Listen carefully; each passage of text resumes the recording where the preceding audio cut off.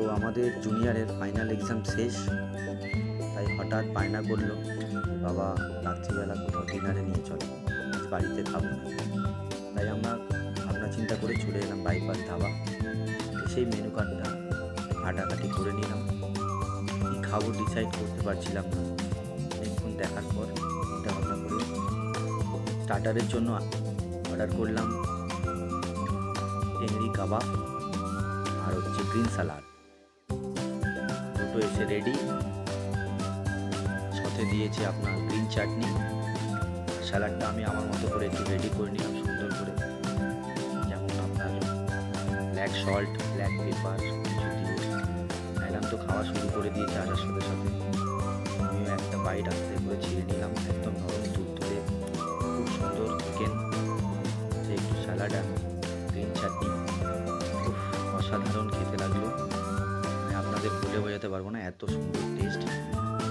আমার জুনিয়র তো একদম স্টার্টার খেয়েই মন ভরে গেল। দিয়েছিল 4 পিস চিকেন টেংরি কাবাব, তিনজনে 3টে খাওয়ার পর আর একটা তো আমার মেয়ে আগেই কেড়ে নিয়ে নিল।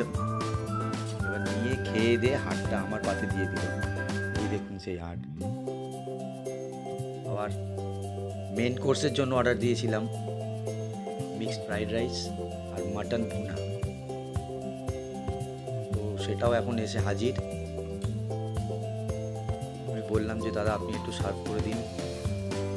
আর একটা নান ছিল, বাটার নান পাশেই ডেকে রাখা রয়েছে।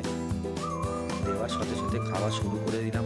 অসাধারণ টেস্ট, যেমন ছিল মাটনটা তেমন রাইস, মাটনের গ্রেভিটা দিয়ে রাইসটাকে মাখিয়ে আহারে কি সুন্দরই না খেতে লাগছিল। এই ম্যাডামকে দেখুন, গ্রেভি দিয়ে নানটাকে মাখিয়ে এত সুন্দর করে মুখে ঢুকিয়ে দিল।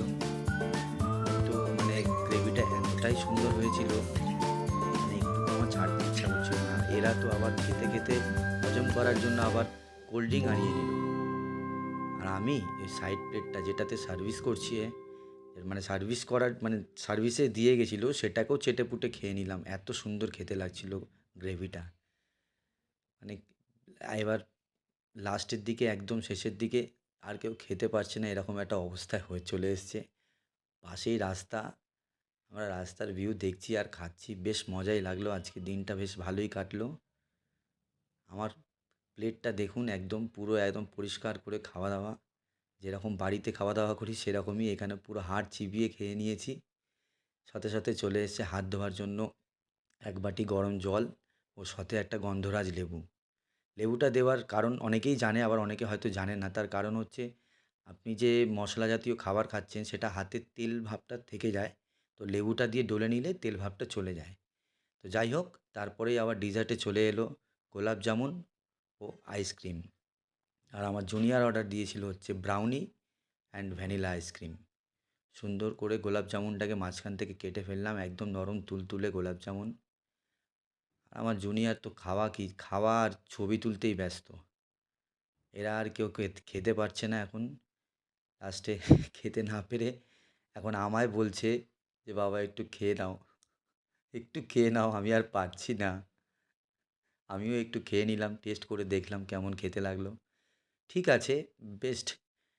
বাইপাস ধাবা খাওয়া দাওয়া খুবই সুন্দর। আমি বলবো প্রাইসও একদম রিজনেবল। তবে ওই আইসক্রিম আর গোলাপ জামুনের প্রাইসটা আমার একটু বেশি মনে হয়েছে, বাকি সব ঠিকঠাক আছে। আপনারাও আসতে পারেন, বেশ ভালো লাগবে। এখানকার অ্যাম্বিয়েন্সও খুব ভালো, খাওয়া দাওয়াও খুব ভালো এবং প্রাইসটাও রিজনেবল। Thank you.